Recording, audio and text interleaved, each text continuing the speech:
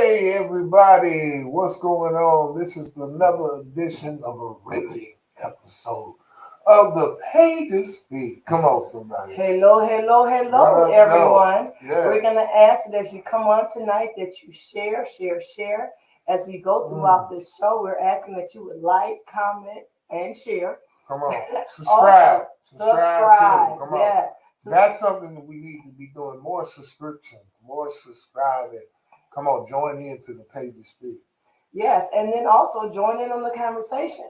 Yeah. We're going to be having some interesting conversations over these next few weeks. Some Ooh. things that a lot of people wouldn't touch with a 10-foot pole. But you got to understand, we ain't never scared. What for? No, why would we? Why would we? We need to be scared. I ain't scared of Not scared. So tonight we have a very interesting good evening, What's Mr. up, Taylor. my brother? Hello, Miss Bridget. Beautiful. Good evening. So tonight, and on tonight's show, this is going to be an interesting conversation. And we really want to integrate the conversation. Come on, join on in. Everybody. So if you have some friends, no matter what your race, color, creed, nationality, whatever it may be, it does not matter. Invite them, share them, tag them, bring them into this conversation because this is a conversation we need to have. Mm-hmm. We oftentimes say that you got to be real with stuff to deal with stuff. And we can't paint over things and act like it's not what it really is. Mm-hmm. We really need to take things head on, deal with them in an honest manner, and then grow. Let's always be in a position where we grow, where we're getting better, where we're getting stronger in the truth and in the things that are right. Yeah. So tonight. Okay, again, share y'all. Subscribe y'all. Share y'all and subscribe. Okay, so tonight. We're going to be talking about was Malcolm X right in regards to integration. Now, many times we have the discussion and people believe that Malcolm X didn't want to integrate and Martin Luther King wanted to integrate. But in actuality, they had a very interesting relationship. And really all that they ever wanted was equality. Yeah. They wanted equality. And so we want to look at some of the things that Malcolm X actually said. And we want to analyze and see if what he was saying was actually true. If it was true, or if it was skewed, if it was only for one way, and if it's still holding true even to this day. So tonight we have some wonderful guests. Also, we know that this is like a weighty conversation. So we're going to carry it on for a couple of weeks. So we're going to, part one is tonight, and then part two will be next week. So, you all can get all the meat in there and make all the comments you want to make. And, let's just carry it on and just have an awesome time. So tonight we have two wonderful guests. One of our guests you are quite familiar with because we've had her on here before because she's so very dynamic. Her name is Jessica Robbins. Jessica is just she's a wonderful person. I just love her to pieces. She is a musical genius. She's just a flat-out genius. And she's wonderful. And she's so sweet. She's such a sweetheart. She's militant, though, but she's so sweet. Don't let the sweetness and she's also extremely powerful. So don't even play. Smooth taste. Yeah, don't play. But, she's full of all kinds of wisdom and wit. Hilarious. Anyway, Jessica Robbins, you got anything to say? Hey, I'm just happy to be here. I'm excited about this topic. It's something a lot of people don't want to talk about, but it needs to be discussed so that we can continue to move forward as a society. Come on, man. That's how I feel. Society needs this. Also, we have an awesome treat with this wonderful young lady that I met quite a few years ago through my daughter-in-law. Her name is Shannon O'Brien. Hello, Miss Shannon. Hello. It is so good to be here tonight. I consider it a deep honor to be invited into this space to talk about a topic that impacts all of us. So I'm excited. Impact. Yay. And that's what we're talking about, impact tonight. This is going to be impactful. Come on. Yes. Let's go. Boom. Yes. Okay, so many people have a misconception that Malcolm X was a raging racist who hated white people. But I don't believe that's true. I don't think he hated anyone. I just think that he hated the way that black people were treated.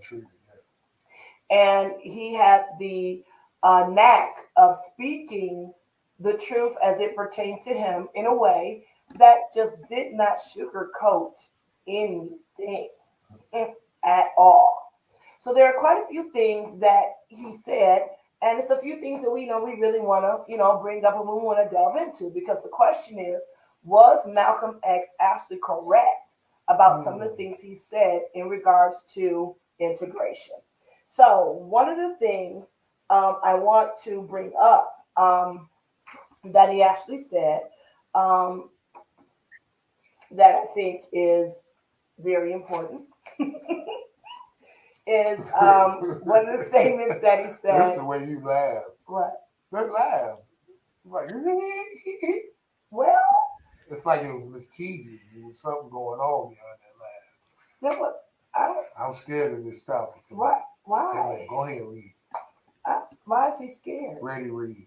Why are you scared though? No, I ain't scared. We ain't never scared. We ain't never scared.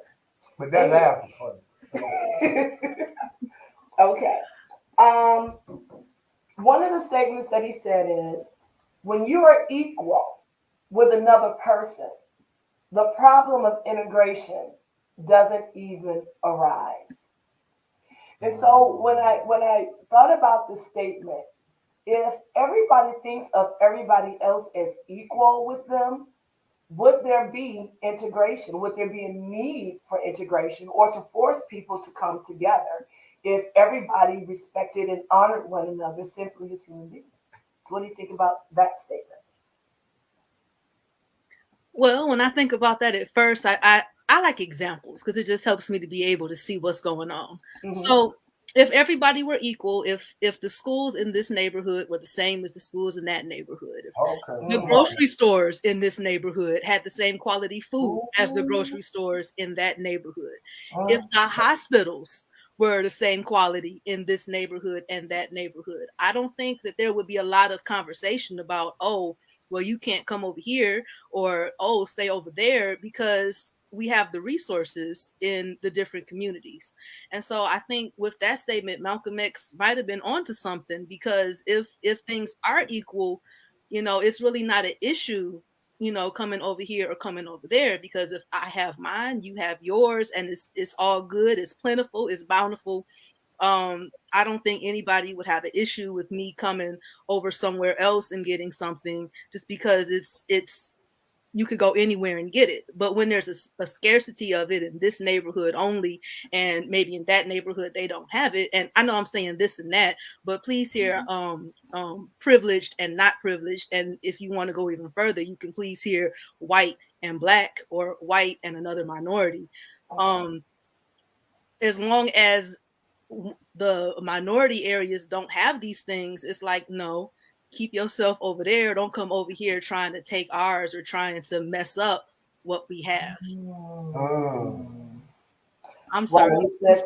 Don't come over here trying to take ours or mess up what we have. Do you think that that's a mindset in other communities, that if other races, specifically black race, comes over, black people, because like I said, I really don't believe in this whole race thing. It's totally invented. But if people with more melanin come over into a particular place, that it decreases the value, or it's going to tear it up. Do you think that argument has any validity? Well, at first you started asking, do people have that mindset? And I just keep thinking of the quote, there goes the neighborhood. And in case anyone listening is unfamiliar, that's what is said to be said when a melanated person comes into an area that does not have that much melanin. Is there something to that? There are people of every color that mess stuff up. There are people of every color that knows how to take care of stuff. So, I mean, sure, you can find instances of melanated people tearing stuff up. You can find instances of white people tearing stuff up. It's just, it depends. And it's a generalization that should not be spread over a whole people group. Right. Okay. What about you, Shannon? Have you ever heard that statement, there goes me? Yes, I have. I definitely agree that it is a mindset.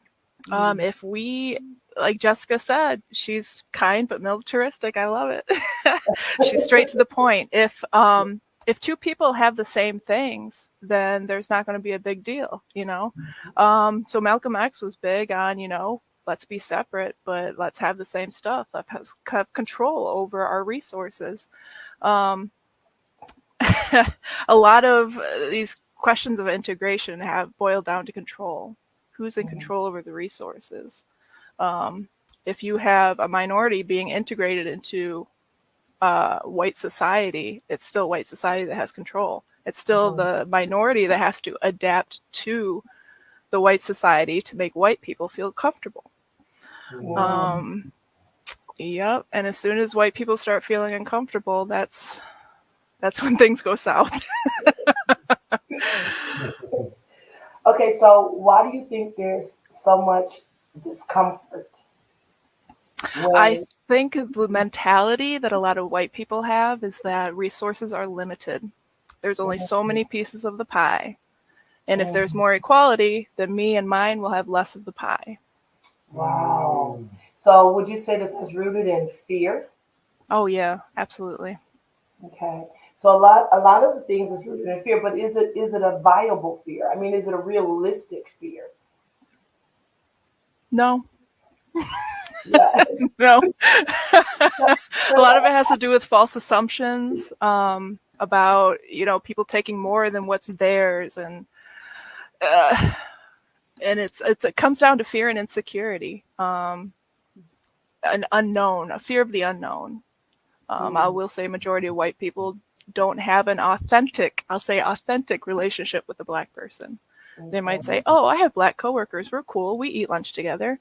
Oh, I have a Black friend, you know. But, you know, how is their trust, is their authenticity in that relationship enough to where the white person can see their own racism in that relationship? And I think that's actually what I think we've been dealing with a lot of as of lately.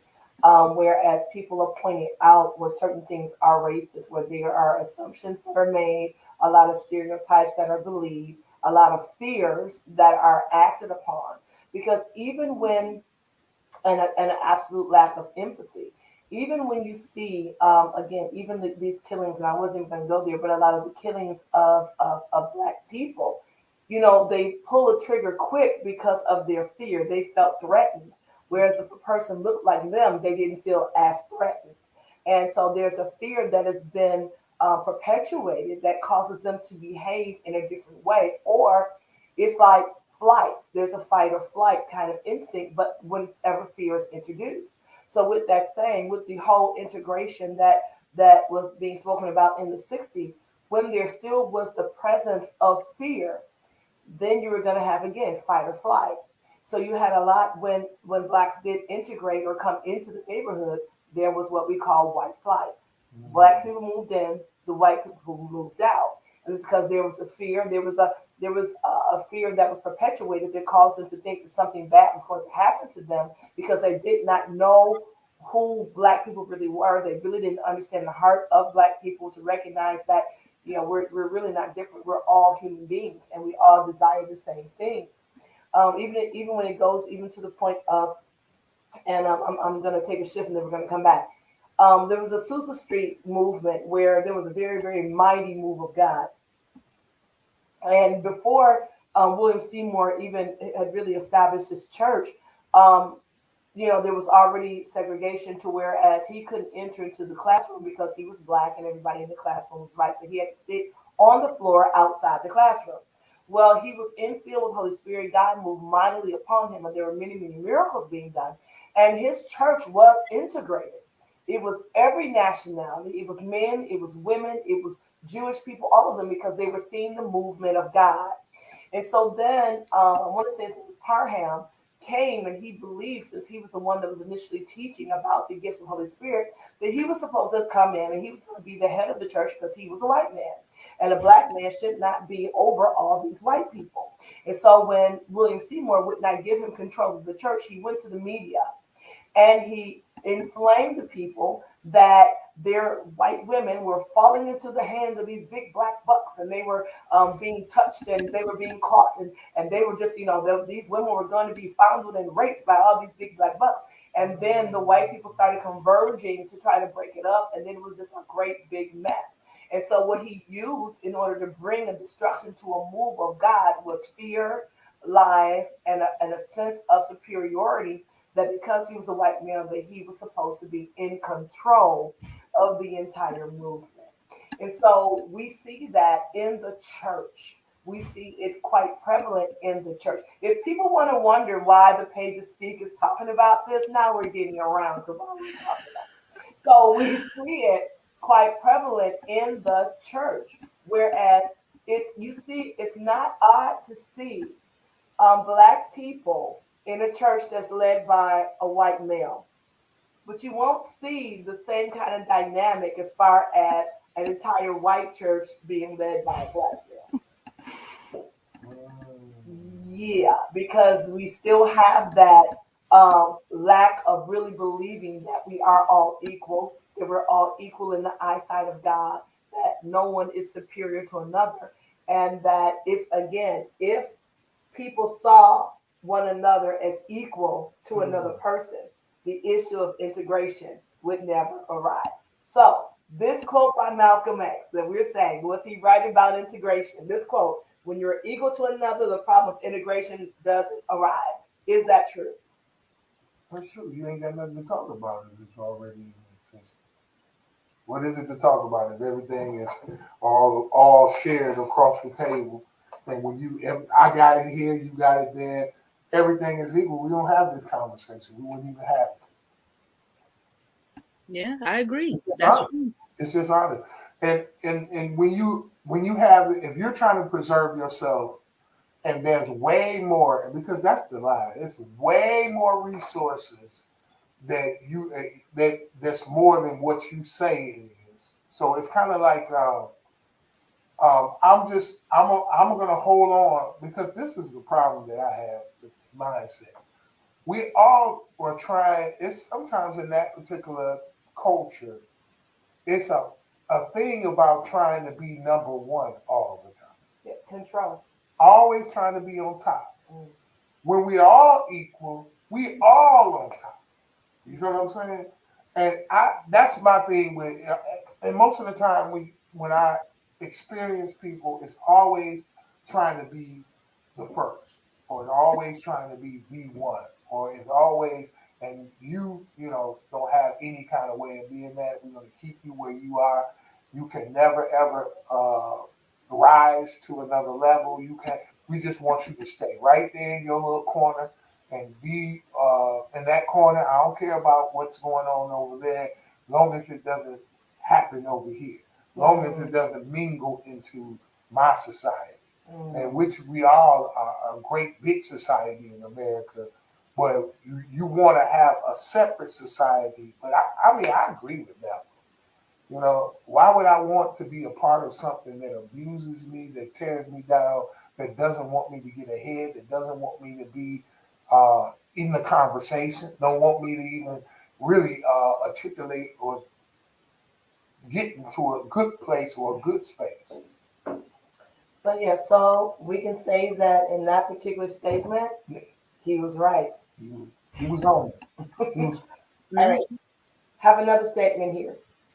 He said, it has been 9 years, and this is when he said it, so this must have been, this is back in the 60s, so that's another 40. So this is 60 years ago, at least 60 years ago.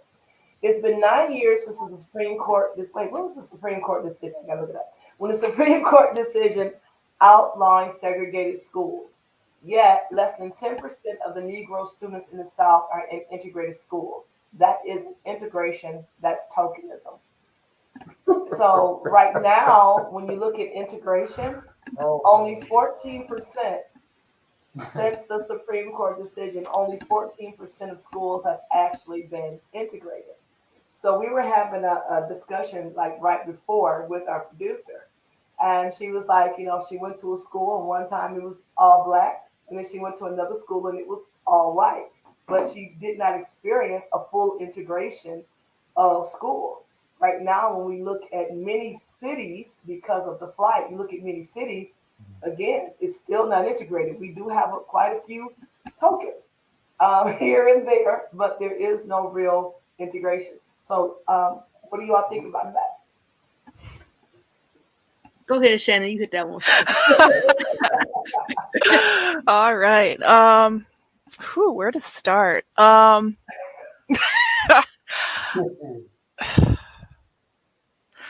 Yeah.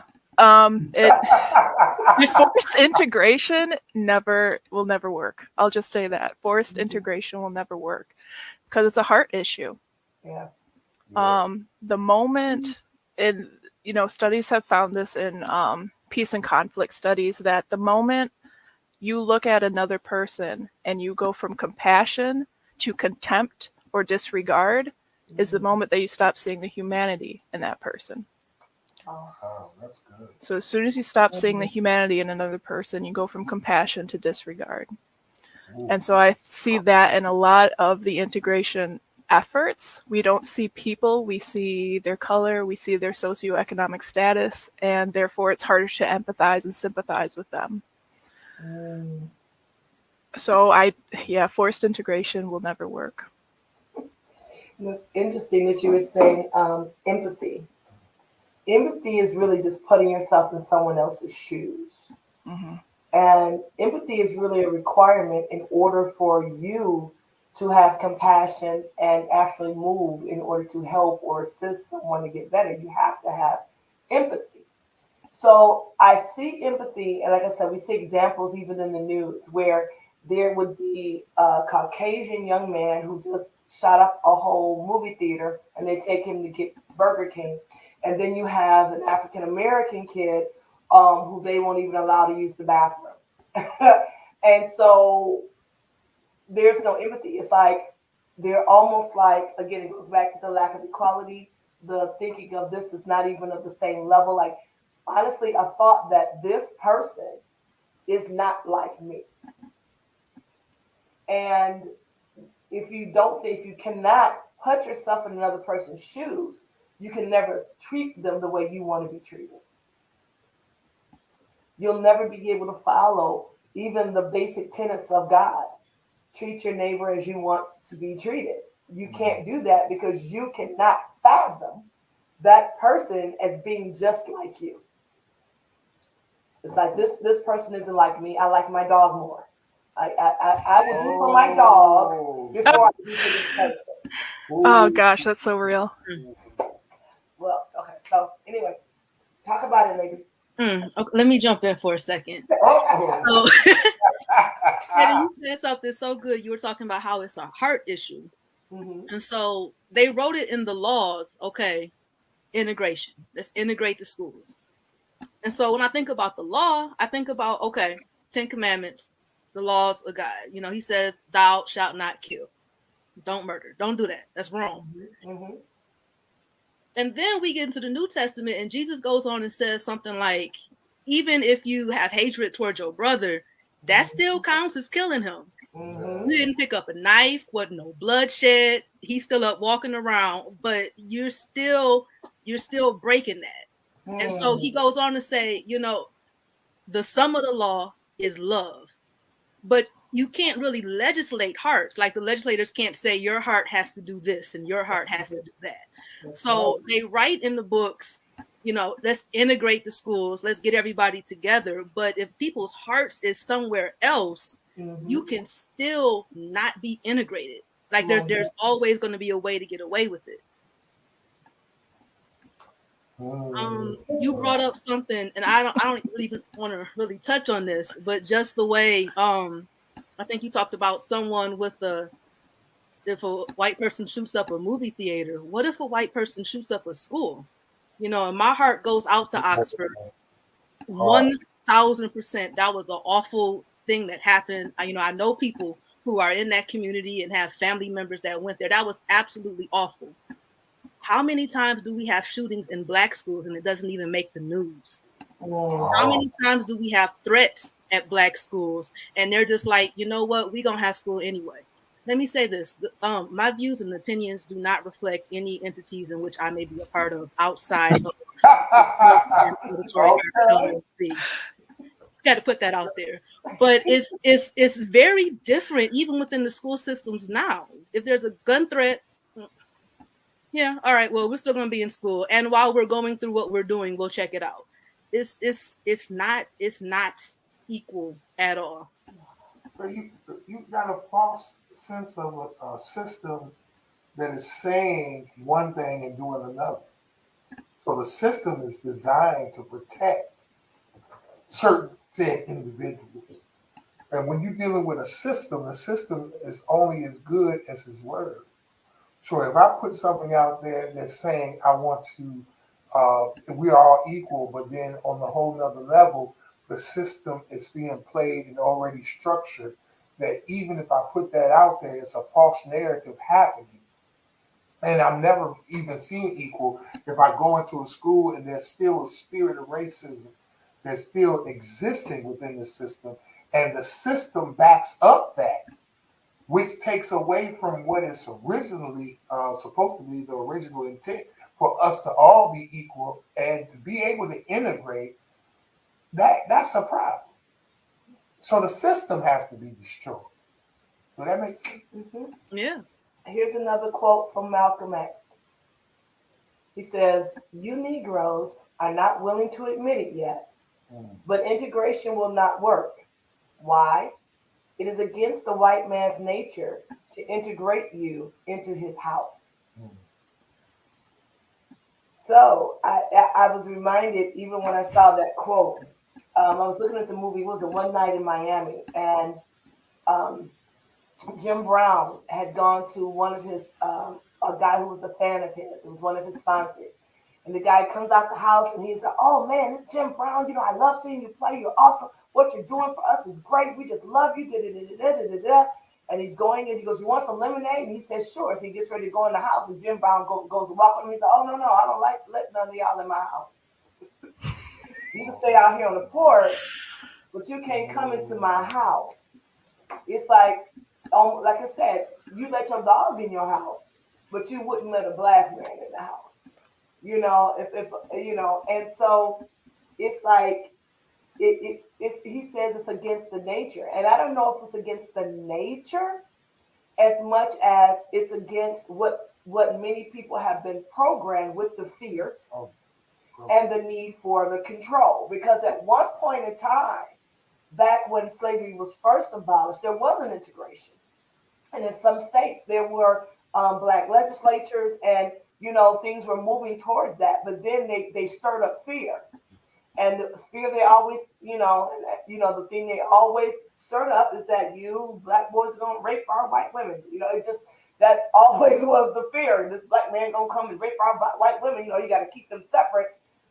Whatever that fear was founded on, I have absolutely no idea. And if they were integrated, what is that? And even right now, it's basis of fear. Whereas if there's integration or if there's intermarriages, that our race will be wiped out. It won't be anymore. We got to preserve our race. We're gonna be, again, fear, control, and it's a false narrative. What does they say? Fear, false evidence appearing real. And when they're moving upon that, and then many of the things that we are currently suffering with are because of that. So is it against the white man's nature to integrate you into his house? I don't think so. And the reason why I don't necessarily agree with that, I know a lot of white people who will welcome me into their home, who will prepare a meal for me. So is that them going against their nature? Is that actually them listening to their true God nature and seeing me as equal to them with God? And I think it's against their true nature to hold on to this fear narrative, because God didn't give us a spirit of fear. So if God didn't give us a spirit of fear, but of power, love, and a sound mind, then fear is not the white man's nature. It's what he's been programmed to do. Well, that's just me. So I disagree with that particular statement, but I'm throwing it out there to y'all.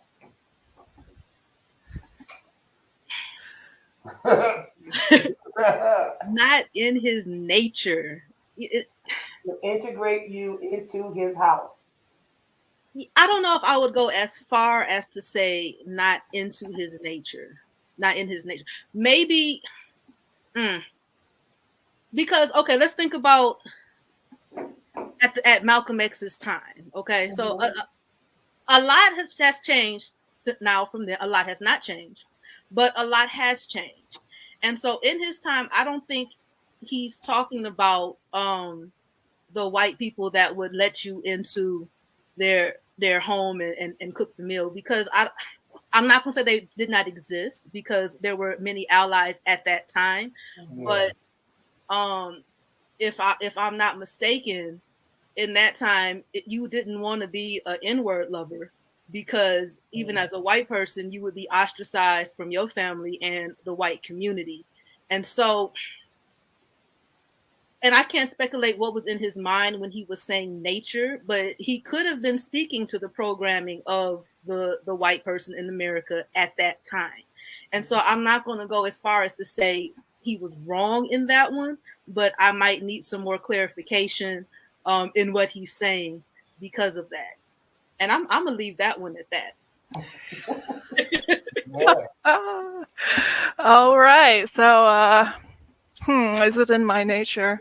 No, I'm just joking. Annie, can I come over to your house? Is it okay? Can I come inside? Oh, you can come anytime, girl. I'll even let you use the toilet. Wow. I can use the inside toilet. Yeah.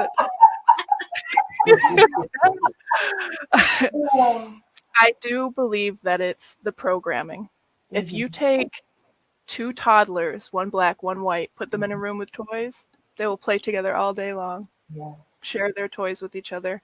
It does come down to programming. And I will have my little, I guess, what is that called?